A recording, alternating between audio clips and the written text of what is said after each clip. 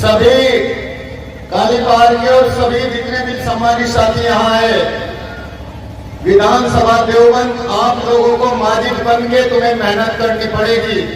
अपने आप को माजिद समझ के गांव-गांव घूमना पड़ेगा। अपने आप को ये सोच के मेहनत करनी पड़ेगी कि 2024 हमें एमपी जीतना है और हमें अपना हक अधिकार देना है। जिस दिन आप यहाँ एमपी बन जाएंगे, आप लोगों को यकीन दिलाता हूँ, विश्वास दिलाता हूँ, सबसे पहले राज्य ये गोपाली की चौकी है यहाँ पे, ये सुबह शाम आपको पूछने आएगी कि आपको कोई तकलीफ कोई दिक्कत तो नहीं है। राज्यपुर वाली चौकी है, वो भी इंशाअल्लाह तुम्हें सुबह शाम पूछने आएगी कि आप लोगों को कोई परेशानी तो नहीं है। और अगर आपने अपना वक्त अपना टाइम निकाल लिया तो ये बात मैं देखता आ रहा हूँ कि गलती किसी की होती है नहीं होती।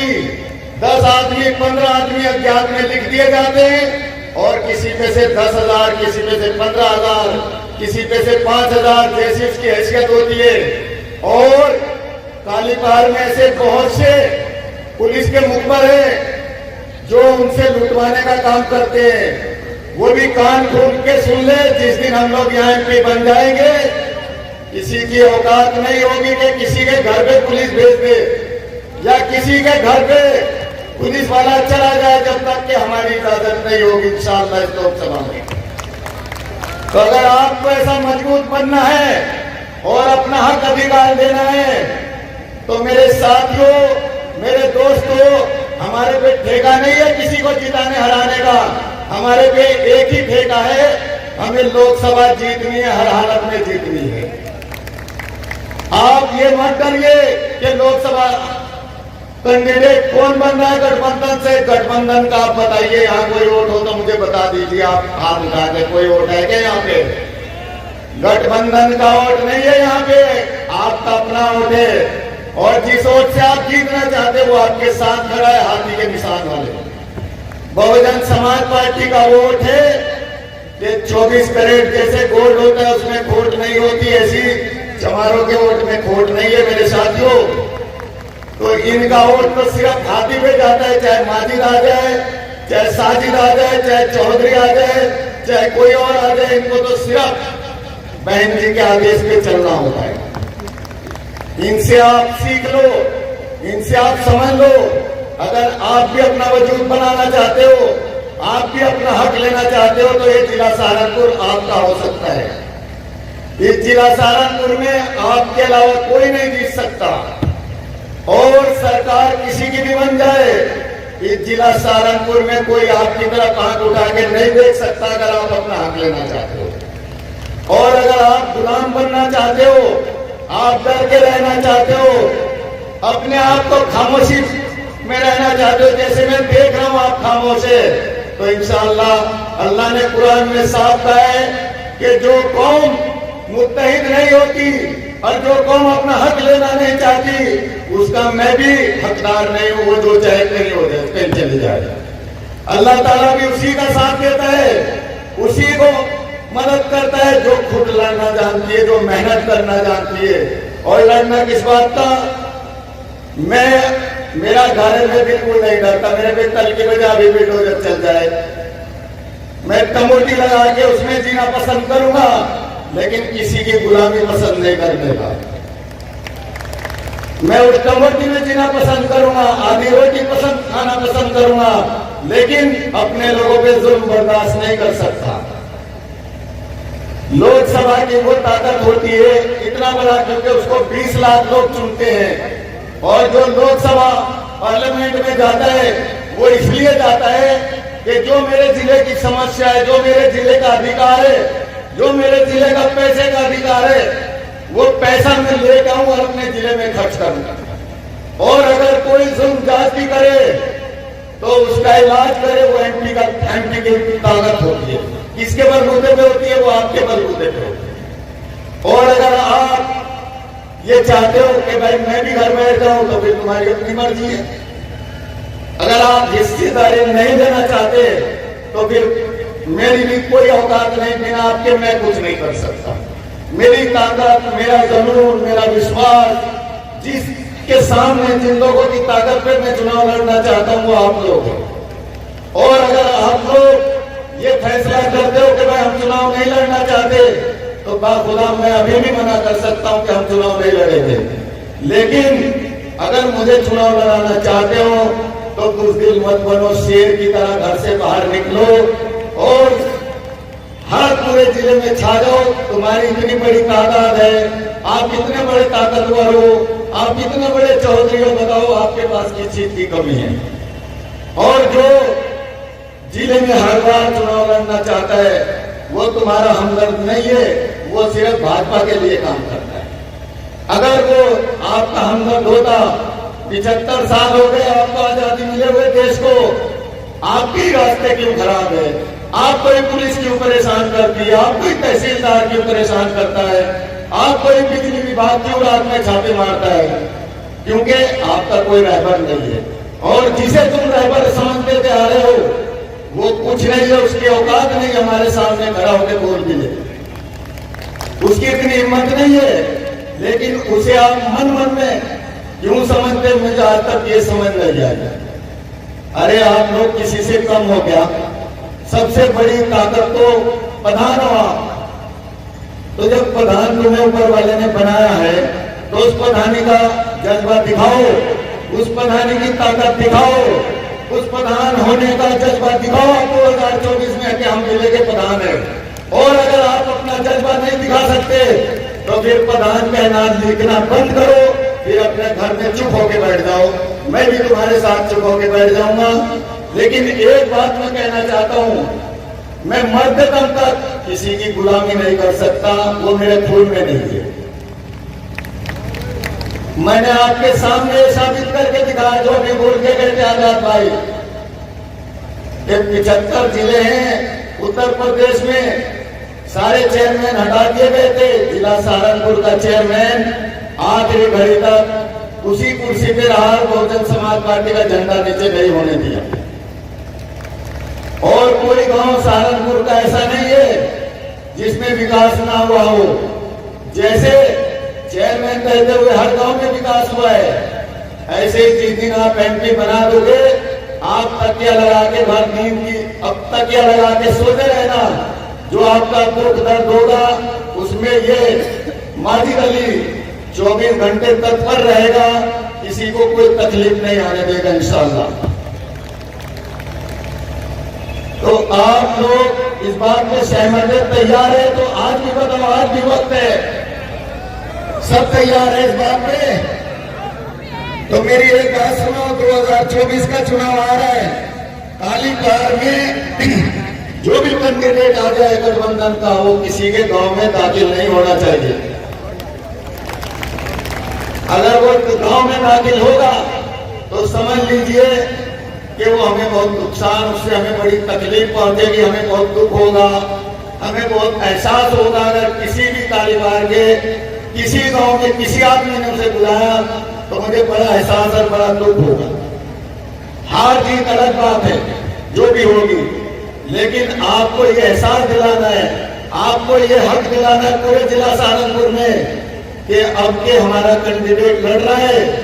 हर गांव में, हर जिले में, हर तहसील में जाके आपको एहसास कराना है कि हमारे समाज में कोई भी कैंडिडेट किसी के घर नहीं आना चाहिए। वोट मांगने आए, आजा भाई चाय पी और चला जा। लेकिन अगर किसी के घर जबरदस्ती भी आके बैठ जाए तो मेरी अपील है, सबसे दरखास्त है कि मोहल्ले वालों को मत बुलाइएगा, अकेले आदमी बैठे रहना देर में। अगर कोई आ भी जाए जबरदस्ती तो आप अकेले अपनी चौखट पे बैठे रहना, अकेला ही उसे रुखसत कर देना, किसी पड़ोसी को भी मत बुलाना। तब मैं समझूंगा कि आप मुझे सपोर्ट कर रहे हो और आप अपना एमपी बनाना चाहते हो। और अगर आप लोगों ने फिर वही भाईचारा दिखाया, फिर वही एहसास किया कि मेरा बहुत करीबी है, मेरा बहुत नजदीकी है, तो फिर हमें हिस्सेदारी कभी जीवन में नहीं मिल सकती। मैं आपके बीच में क्यों धक्के खा रहा हूं? सहारनपुर की ये मिट्टी क्यों भागता फिर रहा हूं? सिर्फ आने वाले मुस्तकबिल के लिए, आने वाले कल तुम्हारे बच्चों के लिए घूम रहा हूं। वरना मैं आराम से मुंबई में मजे से रह सकता हूं, दुबई में रह सकता हूं, जिस मुल्क में चाहे जाके रह सकता हूँ, लेकिन मुझे वहां रहना पसंद नहीं। मुझे यहाँ रह के आप लोगों की खिदमत करना चाहता हूँ। इसलिए खिदमत करना चाहता हूँ ताकि आप पे इस जिले में आपका कोई उत्पीड़न ना कर सके। हमारे बच्चों के अंदर जो डर है, जो दहशत है, उसे बाहर निकाल सके। अगर कोई आए भी तो वो सीना ठोक के कहे आइए बैठिए, क्या बात है बताइए, वो डर के ना भागे किसी से। और जहां किसी को मेरी जरूरत पड़े, आज भी हम उसी ताकत के साथ खड़े हैं। मुझे बड़ा दुख अफसोस होता है, अगर कहीं जरूरत है तो आप फोन करके बुलाइए, फिर देखिए कि चेयरमैन कितना ताकतवर है और कितनी आपकी लड़ाई लड़ सकता है। पहले कभी महसूस करके तो देखो। लेकिन आप लोग पता नहीं क्यों अब भी व्हाट्सएप पे, यूट्यूब पे लड़ते रहते हो। किसी का जिक्र मत करो, सिर्फ अपना जिक्र करो, अपने लिए लड़ाई लड़ो, किसी दूसरे का जिक्र मत करो। आज मैं आपकी माध्यम से एहसास दिलाना चाहता हूं, जो यूट्यूब चैनल चलाते हैं, व्हाट्सएप चलाते हैं, कि वहां अगर जिक्र करना है तो सिर्फ अपना करो, गैरों का मत करो। अगर तुम गैरों का जिक्र करोगे तो तुम्हें कौन हिस्सेदारी देगा? जब अपना जिक्र करोगे, अपना हिस्सा मांगोगे, तो इंशाअल्लाह वो चारों तरफ वही चीज चलती रहेगी। फिर आपको हराने वाला इस जिले में कोई नहीं होगा।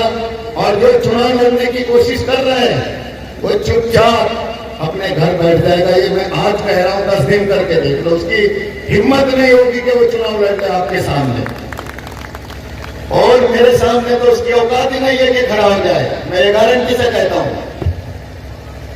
लेकिन मुझे डर किसका लगता है? सिर्फ अपनों का लगता है, क्योंकि मेरी ताकत वो आप है।